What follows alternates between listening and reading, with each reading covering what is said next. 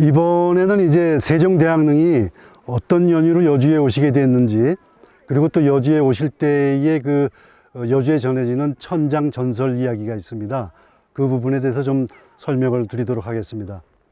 세종대왕보다 4년 먼저 이제 세종대왕의 부인인 소원왕후 심씨가 돌아가시죠. 이제 왕비가 돌아가시니까 신하들이 세종대왕의 시름을 좀 덜어드리기 위해서 조선에서 가장 좋은 명당 자리를 찾아서 이제 부인을 모시겠다고 말씀을 드립니다. 그때 이제 세종대왕은 여러분들이 아시다시피 다방면에 이 지혜가 또는 지식이 많으신 그런 분이 세종대왕이셨기 때문에 풍수학에도 조예가 좀 깊으셨어요. 그래서 이제 신하들이 명당을 얘기하자 이렇게 말씀을 하십니다. 애써서 명당 찾을 것 없다. 자식된 도리로 부모 발치에 묻히는 것만 하겠는가 명당이. 그러니까 명당 찾지 말고 이제 소원하고 심씨를 어머니 아버지가 묻혀 계신 태종과 원경하고 민씨죠. 두 분이 묻혀 계신 경기도 광주 대모산 자락에다가 묻어달라. 나도 죽으면 거기에 묻히겠다. 이렇게 말씀을 하십니다. 그래서 이제 신하들이 세종대왕의 명에 따라서 경기도 광주 대모산, 지금은 이제 그게 행정구역이 바뀌어서 서울시 서초구 내곡동이라는 곳인데, 거기에 이제 헌능 밑에 세종대왕의 능인 영능을 이제 조성하면서 소원왕후 심씨를 모시게 되죠. 그래서 이제 4년 뒤에 세종대왕도 돌아가셔서 그 자리에 묻히게 되는데, 19년 동안 이제 세월이 지나면서 문종이 임금이 됐다 2년 만에 돌아가시게 되고, 그 아들인 단종이 또 한 3년 있다가 임금 자리에서 물러나면서 세종대왕의 둘째 아들인 수양대군인 세조가 임금의 이제 자리에 오르게 됩니다. 근데 세조는 굉장히 어려움을 겪게 돼요. 문둥병보다도 심할 정도의 피부병을 앓았다고 되어 있습니다. 그래서 온몸에 피부병이 돋아가지고 밤잠을 못 이룰 정도의 고통을 겪게 돼요. 그 모습을 옆에서 보는 게 이제 세조대왕의 부인인 정의왕후 윤씨입니다. 윤씨가 이제 생각하건대, 자기 남편이 이렇게 고통을 받는 이유 중에 하나가 시아버지와 시부모의 묘소가 좀 잘못된 게 아닌가, 이렇게 판단을 해서 좋은 무덤을 찾게 되죠. 근데 세조 당시에는 그 좋은 무덤을 찾지 못하게 되고, 세조의 아들인 예종이 임금이 되었을 때, 그러니까 세종대왕이 돌아가시고 19년 만에 이제 세종대왕 능을 옮기는 일이 벌어지게 됩니다. 그 세종대왕의 묘를 옮기게 될 때에 조선에 내노라 하는 집안들이 전국에 흩어져서 가장 좋은 땅을 찾게 되는데, 어느 한 여름날 여주 땅에 이제 그 직관들이 오게 됩니다.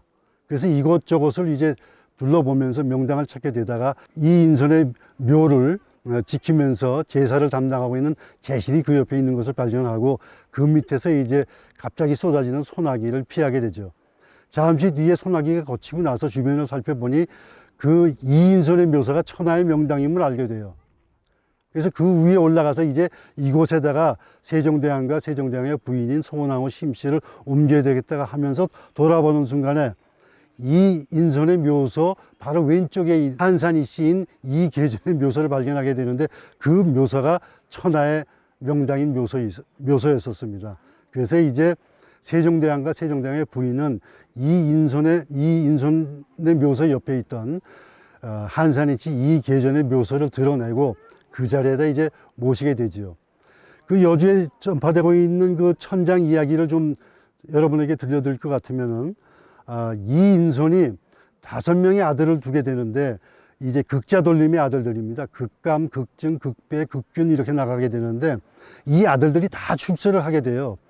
그래서 제일 그 아들 중에서 벼슬이 얕은 사람이 한양성의 지금의 그 서울시장인 한성 부윤, 이 자리에 오르게 되는 거죠. 그럴 정도로 그 아주 막강한 아들을 두게 되는데, 그게 다 여주의 이인손의 묘소가 명당이어서 그렇게 됐다고 구전되고 있었거든요. 그래서 그 구전의 이야기를 좀 들어보게 되면은, 이인손의 묘소를 이 영릉 자리에 이제 준비를 할 때 땅 속에서 비기가 하나 나타나게 되죠. 이 땅에 이 묘소를 만들 때에 사람 눈에 띄지 말게 하라. 그러므로 비석을 세우지 말고 묘에 봉문을 세우지 말라는 그런 이 비기가 나타나요. 그래야 이제 해 없이 탈 없이 무탈하게 그 자리에서 이제 그 묘소의 주인공이 복을 받으면서 있으려는 그런 이제 전언에 담긴 이야기를 듣게 되는데, 5명의 아들들이 너무 극성하게 잘 되니까 부문 묘소를 그렇게 둘 수가 없어서 조금 전에 말씀드렸던 제실도 짓고 비석도 세우고 봉분을 높이 세우는 바람에 이제 한양에서 내려왔던 직관들에게 발견이 돼서 그 묘소를 옮기게 됐다. 이런 전설이 이제 여주의 그 천장 전설로 남아 있습니다.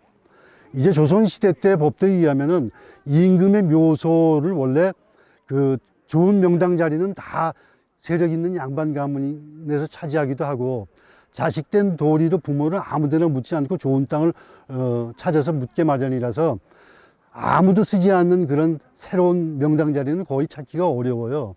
그래서 세종 때만 하더라도 국상이 벌어지게 되면은 주요 양반 가문의 묘소를 먼저 찾게 됩니다. 그건 묻지 않아도 그 자리는 명당이니까. 그러한 이제 그 관례가 있어서 여주도 그런 주인공들의 이 잘 나가는 양반들의 그 묘소를 보게 돼서 그렇게 이제 찾았을 텐데, 이 주변이 세종대왕릉과 효종대왕릉을 합쳐서 한 30만 평 됩니다. 그렇게 넓은 땅인데 그 안에 이제 사람 사는 집도 있었을 것이고, 양반 가문의 묘소들도 여러 기가 있었을 것이고, 농사 짓는 땅도 있었을 텐데 그런 것들이 다 밖으로 옮겨가게 되죠. 특별히 여주의 세종대왕릉을 이제 조성을 하면서 성주이씨 이직 이사손의 묘들이 옮겨지게 되고, 말씀드렸던 광주이씨 이인손의 묘가 옮겨가게 되고, 그리고 이제 한산이씨 이계전의 묘도 옮겨가게 되는데, 이 세 사람의 묘를 옮길 때 여기서 이제 연을 날려서 묘자리를 정하게 됐다는 그런 전설이 또 뒤따라 나오게 돼요. 그래서 이제 이 자리에서 연을 높이 날려서 연줄을 끊게 되면은 그 연이 노을노을 날아가서 떨어지는 곳에 이제 이 자리에 있었던 그 양반가의 무덤이 옮겨지게 되는데, 능서면 신질이라는 곳에 이제 여기 묘소의 원래 주인이었던 광주시 이인손의 묘가 자리 잡고 있습니다. 거기에 옛날 이름이 신질이가 아니라 연줄이라고 지금 저희들한테 전해지고 있는데, 연줄이 떨어져서 연줄이라고 하는 곳에 지금 이인손의 묘소가 이제 자리를 잡게 되고요. 여주읍에 연날이라는 곳이 있습니다. 연을 날렸다는 것 뜻에서 연날이거든요. 거기에 이제 성주시 이사손의 와 이직의 묘소가 옮겨가게 되는데, 그것도 이 영릉자리에서 이 연을 날려서 연줄을 끊어서 떨어지는 자리에다가 묻었다. 그래서 세종대왕과 관련돼 있어서, 능과 관련돼서 거기서 옮겨가야 될 만한 그런 양반 가문의 묘소는 이 자리에서 연을 날려서 떨어진 곳에다 묻었다. 그렇게 이제 전해지고 있습니다. 어쨌든 세종대왕의 묘소는 세종대왕이 원치 않았는데 아주 그 극성한 집안의 좋은 묘소에 이제 자리를 하게 되거든요.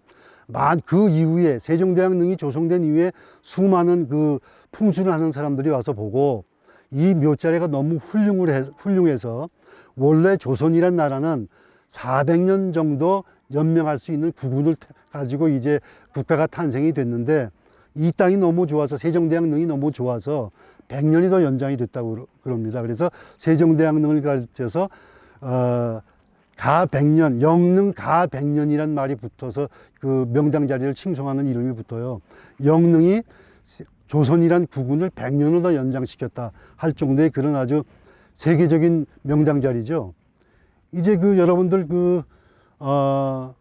들어오시다가 그 세종대왕 시절에 아주 세계에서 가장 발달된 천문지리와 관련돼 있는 그러한 이제 여러 가지 이 과학기구들을 보셨을 텐데, 그런 그 과학기구들을 통해서 이제 이 지리를 관측하고 태양을 관측하고 그렇게 하던 일들이 세종시대에 발달이 됐었습니다.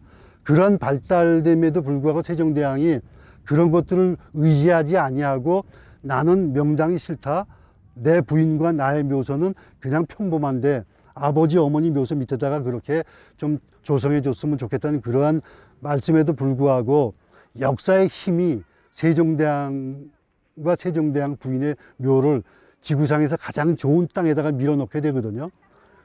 이러한 사정을 미루어 봤었을 때 사람이 어떻게 마음가짐을 가지고 살아야 될 것인가를 배우게 되는 반문교사 역할을 하고 있다, 그런 생각을 하게 됩니다. 세종대왕처럼 임금 노릇하는 32년 동안, 아니 54년 동안의 살아생전에 온통 마음을 백성들의 그 어떤 사랑하는 쪽에 마음을 쏟았고 백성들의 그 삶을 위해서, 삶의 발전을 위해서 그렇게 아름다운 노력을 하고 굉장한 노력을 해왔던 그런 분의 일대기가 있었기 때문에 그분이 원치 않더라도 어떤 힘들이, 보이지 않는 힘들이 그를 세계에서 가장 좋은 땅에 묻을 수 있게 해주지 않았나, 그런 생각을 하면서 영릉에 오게 되면은 마음가짐을 어떻게 가지면서 세상을 살 것인가, 착한 마음을 가지고 살아야 되는 것이 도리라는 것들을 일깨우는 그러한 교훈도 또 얻을 수 있는 곳이 이곳이 아닌가, 그렇게 생각을 할 수 있겠습니다. 이제까지 세종대왕의 천장과 관련돼서 말씀을 드렸습니다. 고맙습니다.